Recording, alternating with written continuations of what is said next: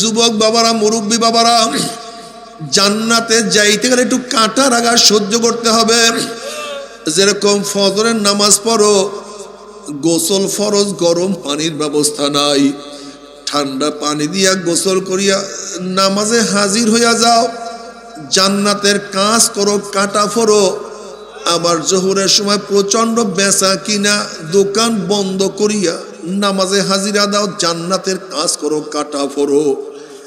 আসরের সময় বন্ধুরা সব খেলাধুলার মধ্যে মত্ত, তুমি খেলাধুলা বাদ দিয়া মনের বিরোধিতা করিয়া নামাজে হাজিরা দাও, জান্নাতের কাজ করো, কাটা ফোরো। মাগরিবের নামাজে কেউ যায় না, তুমি বন্ধুদের আসর থেকে উঠিয়া মাগরিবের নামাজ পড়ো, জান্নাতের কাজ করো, কাটা ফোরো। ইশারের নামাজ পড়ো, জান্নাতের কাজ করো, কাটা পড়ো।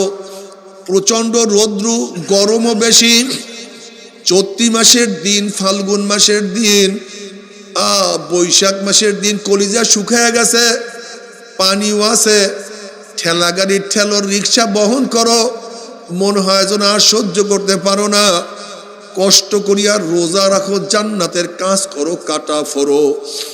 এত গরিব, প্রতিদিন আনো, প্রতিদিন খাও, অনেক সময় না খাইয়াও ঘুমাইয়া থাকো, জান্নাতের কাজ করো, কাটা ফোরো।